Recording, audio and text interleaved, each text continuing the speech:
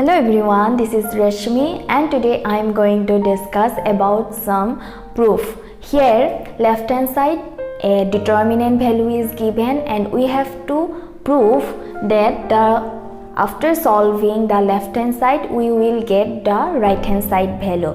So basically whenever we are given this type of question, then you have to use the property of determinant.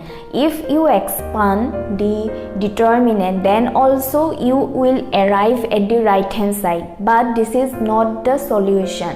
Here the basic need is that you have to use the property of determinant. So we know that there are some basic property of determinant. First property is that when all the elements of any row and column of a determinant are 0, then the value of the determinant is 0. So let us take an example.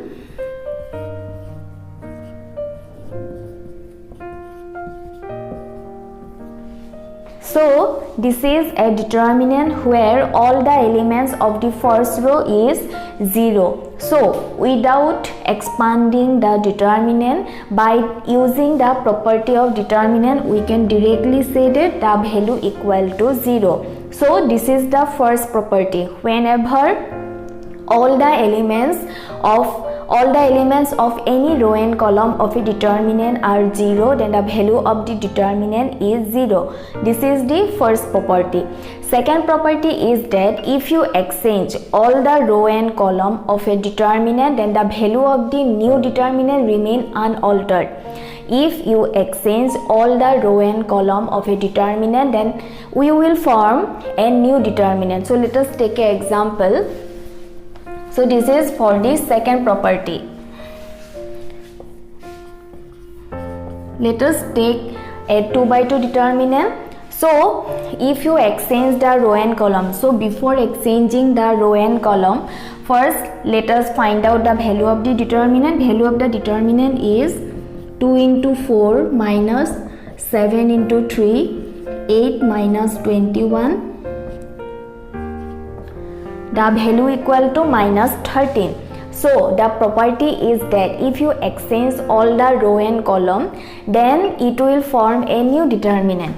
Exchange all the row and column means first row become first column, second row become second column. If there exists any third row, then third row become third column and so on. So alternatively or inversely, you can also say that first column become first row or second column become second row. So in this way it will exchange all the row and column.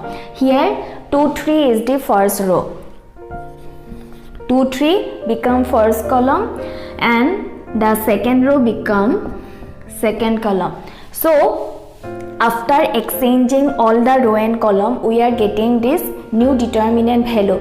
Now according to the property, without expanding or without solving the determinant, we can say that the value will be minus 13. But let us verify that whether it will be same or not. So 2 into 4 minus 3 into 7, 8 minus 21 minus 13. See, we are getting the same value. So this is the second property. If you exchange all the row and column of a determinant, then value of the new determinant remain unaltered, or you can say that the value of the new determinant will be same with the previous one. So this is the second property. So we have verified this property by using a 2 by 2 determinant. You can also go for 3 by 3 determinant, or suppose we are getting or we have construct a 3 by 2 determinant like this. So if we write down the value,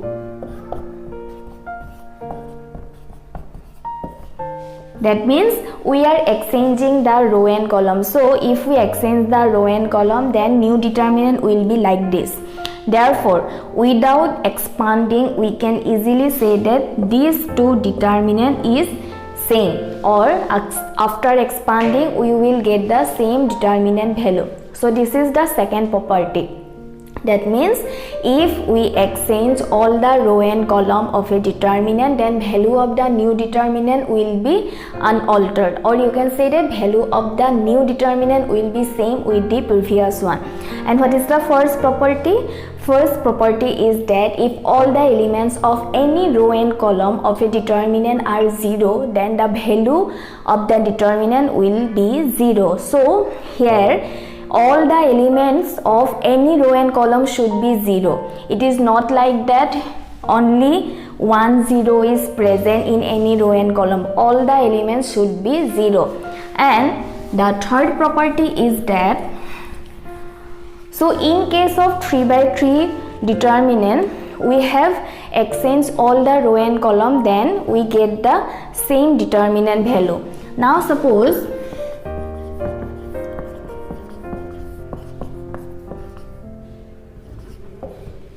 this is a determinant. Now here if we don't exchange all the row and column, and if we exchange only any 2 row and column, then also we can construct a new determinant.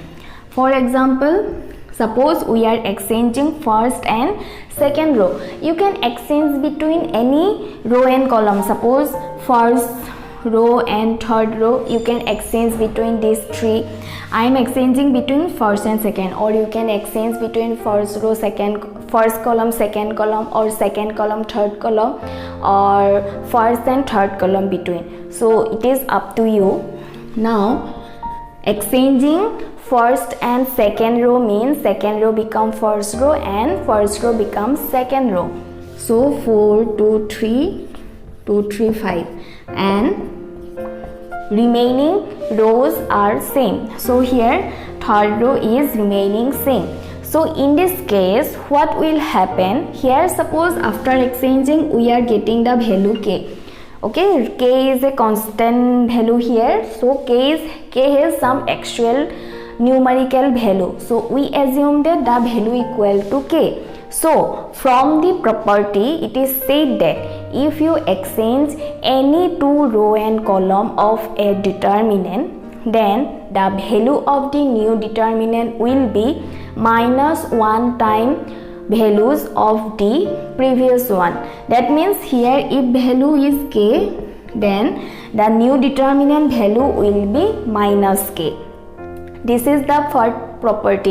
If you exchange any 2 row and column, then the value of the new determinant will be minus 1 times of the previous one. So this is the third property. Then another property which is used so much is that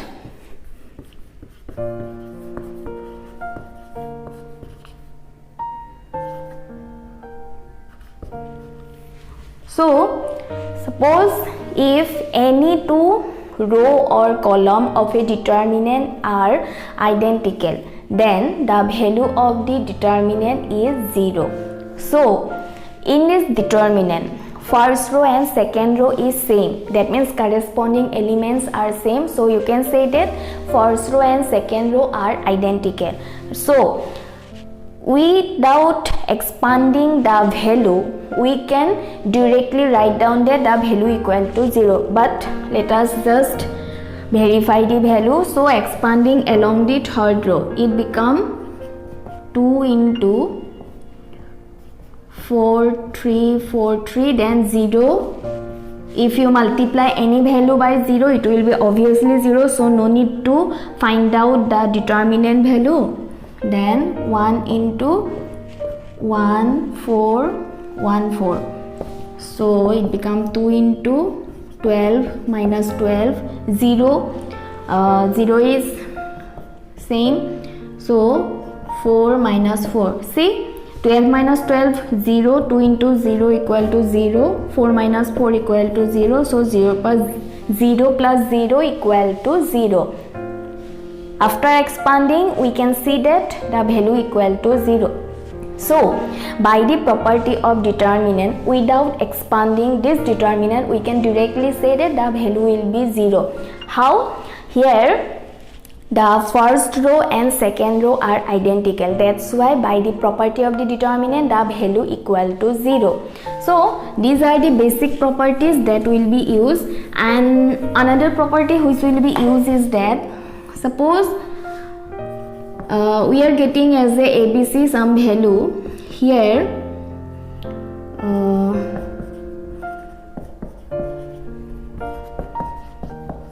Okay, this is the determinant value.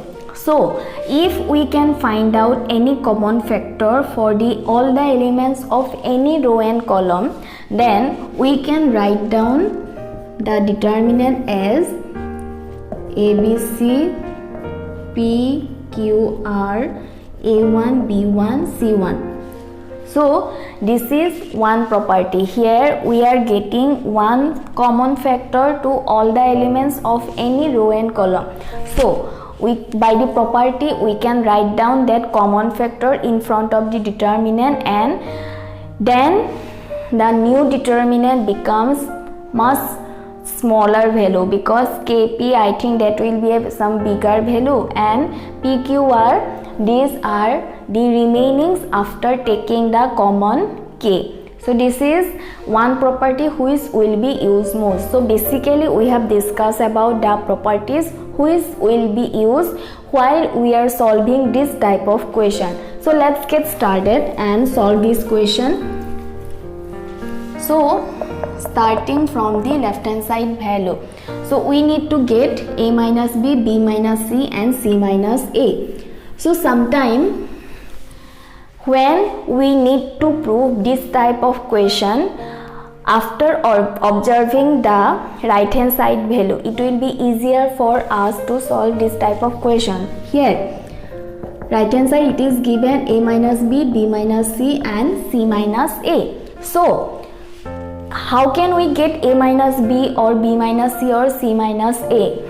Suppose A minus B, that means C1 minus C2. If we done this thing, then A minus B, there is a possibility, then B minus C, that is also a possibility of getting the value. So first of all, okay, this C1 means first column, C2 means second column, C3 means third column. Then first column is denoted by R1, second column is denoted by R2 and R3. And here basically we will use this type of operation. Not regarding this question, I am just giving an example. R1 means R1 is replaced by, this symbol means replaced by R1 plus R2. That means suppose in this question, if we write down in the second step that R1 is replaced by R1 plus R2, that will be, we need to add all the elements of corresponding these two rows. R1 plus R2 means 1 plus A, 1 plus B, 1 plus C, this will be replaced. Or it can be any operation, R1 minus R2, suppose R2 is replaced by this value, or C1 is replaced by C1 plus C2, or C2 is replaced by C1 plus C3. It can be anything. So basically this notation or this value will be used. C1 means first column, C2 means second column, C3 means third column, R1 first row, R2 second row, R3 third row. So let's start the solution. So in the right hand side we are getting the value A minus B. Let's keep the first column same, then C2 is replaced by C2 minus C3, because B minus C, there is also one term present in the right hand side, B minus C. So if we take C2 minus C3, then there is a possibility that we are getting that factor. So 1 minus 1, 0, B minus C, B square minus C square. Then let's keep third column same. Now 1A square, then 0, B minus C. Now B square minus C square. We know the formula, A square minus B square is equal to A plus B into a minus b. Now in the place of a square minus b square, we are getting the value b square minus c square. So if you apply the property, it becomes b plus c into b minus c. So let us replace or expand the formula, b plus c into b minus c, then 1c c square. Now here if you observe this column, all the elements has one factor b minus c. 0 can be also written out 0 into b minus c. So here you can say that b minus c is also present in this element. Therefore already we have discussed about this property. We have discussed about this property at the last. If we get any common factor, then common factor can be written down in front of the determinant and then it will form a new determinant value. So 1a square. If you take b minus c as a common factor, then values are 0, 1, b plus c, 1, c square. So after this we are getting the value b minus c. Then also there is 1 a minus b, b minus c and c minus a. In the right hand side c minus a, that factor is also present. So see here, there we can also get c minus a. That means if we replace third column by c3, that means c3 is replaced by c3 minus c1, then we will get the value.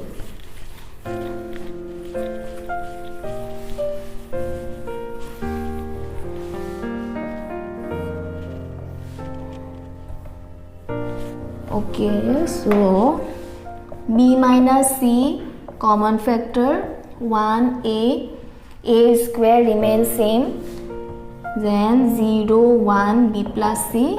Now c3, that means third column is replaced by c3 minus c1.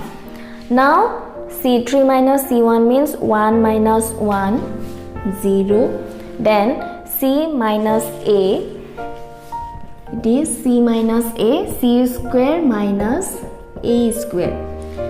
Again we are getting c square minus a square, that means in a square minus b square form. So c square minus a square become c plus a into c minus a. Now in our next step we will replace the value. So it will be b minus c, then 1a square, 0, 1 b plus c, 0 c minus a, c plus a into c minus a.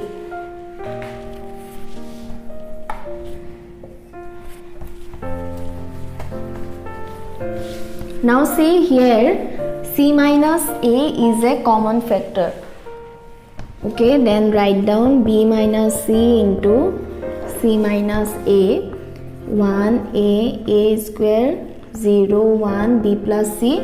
So if you take the common c minus a, then the remaining values are 0, 1 c plus a.